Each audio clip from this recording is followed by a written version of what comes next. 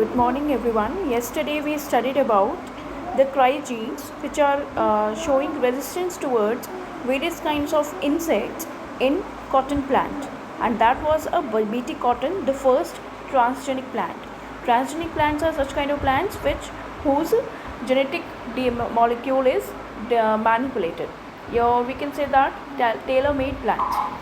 So our next topic is the pest resistant plants. How can we generate a pest resistant plant? Here we have an example of tobacco plant which is showing resistant to a parasitic nematode called Miliodigine incognita. ये एक nematode है. हम इसको कैसे करते हैं perform? By silencing the RNA of this particular nematode.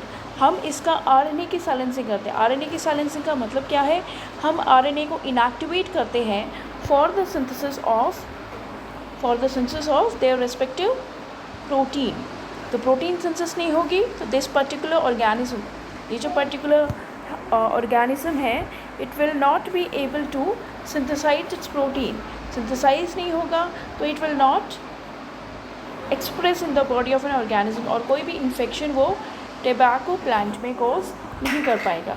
For this we are using an agrobacterium based vector, and the agrobacterium based vector कौन सा है आपको पहले ही बताया है, that is TI plasmid. And TI plasmid is a tumour inducing plasmid. हम इसका ट्यूमर इंड्यूसिंग जीन को रिप्लेस करते हैं with our gene of interest. The how it is done, let us सी.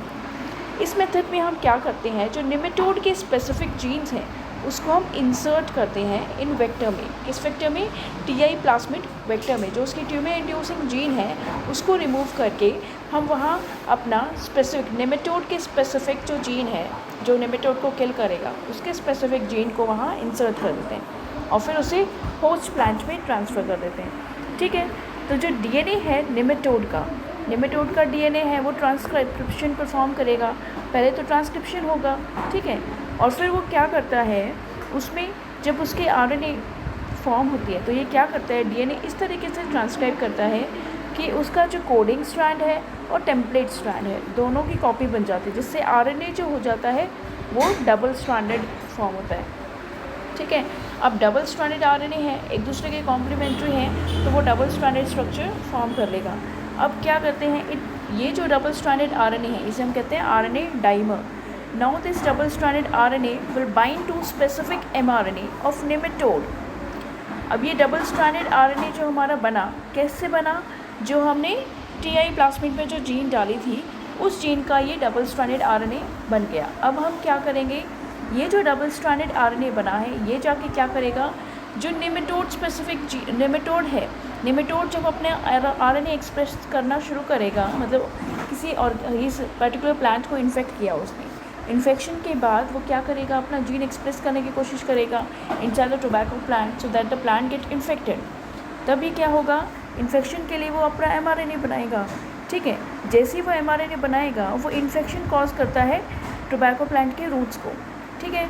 फिर क्या करेगा, ये जो डबल स्ट्रैंडेड RNA हमने फॉर्म किया था in Agrobacterium vector, this double stranded RNA will bind to the RNA of nematode. Nematode का जो RNA उससे बाइंड कर जाएगा और उसको एक्सप्रेस नहीं होने देगा. जिससे एक्सप्रेस नहीं होगा तो उसको हम कहते हैं RNA का चुप बैठ जाना, that is the silencing of nematode mRNA. ठीक है.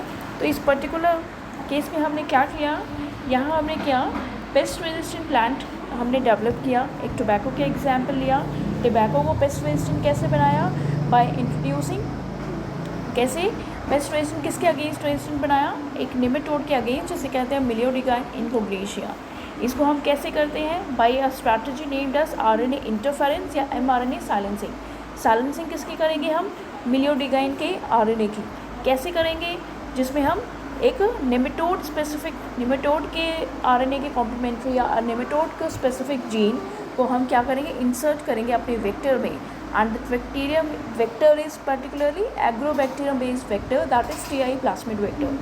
उसमें डाला और उसको ट्रांसफ़र कर देंगे होस्ट प्लांट में, और वो इस तरीके से ट्रांसक्राइब करेगा कि वो उसका जो RNA है, जो DNA के दोनों स्ट्रैंड्स कॉपी होंगे, सेंस स्ट्रैंड भी और एंटी सेंस भी. मतलब सेंस तो वो जो टेम्पलेट DNA के अगेंस्ट बनेगा, that is known as sense.